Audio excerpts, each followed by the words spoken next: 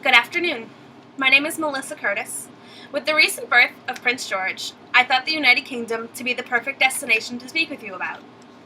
Visiting the United Kingdom is on my bucket list, as I do have family from there. I would also like to show my daughter where her roots are and where we came from. I want to bring her when she's a little older, though, so that she understands it and she can appreciate the experience and the culture and actually learn something from it. While there are differences in the culture, I do like that they speak English because as a first-time international traveler, it's extremely difficult to have to worry about the stress and the struggle and the hassle of having to translate.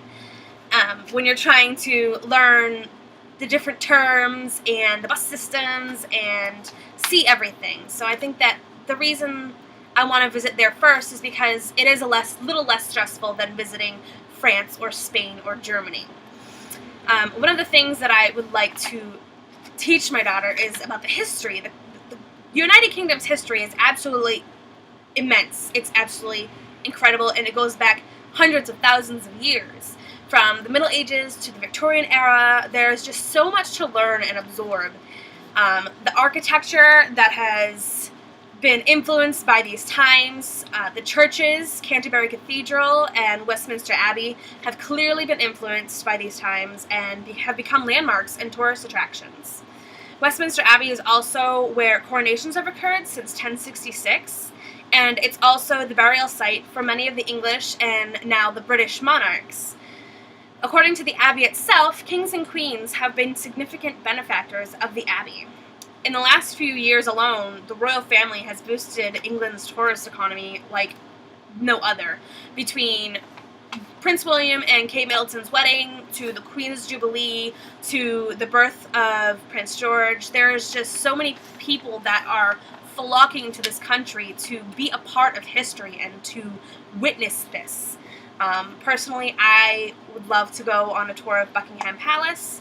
I was on their website a couple days ago and was doing a virtual tour, and the throne room, the drawing rooms, the grand staircase itself, the sheer size of it is just so incredible.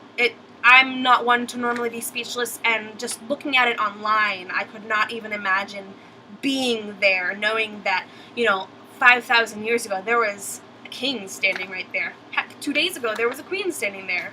It's incredible to me. One of the other things that I want to do while I'm there is try the local cuisine and the different ales that they have. According to The Telegraph, which is a local newspaper in London, there are approximately 54,000 pubs in the United Kingdom, and more than 15 million people drink in a pub at least once a week. I am not a very adventurous eater, so I'm actually very excited to try out the different foods that they have there. I will not be trying haggis because I do know that is sheep's stomach or intestine. It just doesn't, no, does not sound appealing. I'm also interested in seeing the differences between American culture and their foods and their traditions and customs, and the United Kingdom cultures and customs, etc. One of the things that I love about the United Kingdom being a destination is that it's consisted of 4 different countries. So you get such an abundance of different cultures and knowledges in one trip. The UK consists of Great Britain, Scotland, Northern Ireland, and Wales. And I love that you can hit all 4 of these countries in one visit, and each has their own individual appeal. You can go to Northern Ireland and see some castles there and enjoy their culture and their food and their music, and go hunting for leprechauns and kiss the Blarney Stone and all that fun stuff. And then Scotland has its own, who doesn't want to go see traditional bagpipes and ceremonies like that? It's fascinating to me. Northern Ireland and Wales, castles, English countryside. You always see the typical English countryside pictures, and they're miles upon miles of small villages and pastures and farms, and I just find that so relaxing, just to take a day and go for a drive. It's a complete different scenery than what you find here in America, and I think that finding out finding out who you are is a big thing for me, and I think that relaxing and being able to just enjoy the simple things. I'm all about simple things. I want to go drive through a country of English countryside.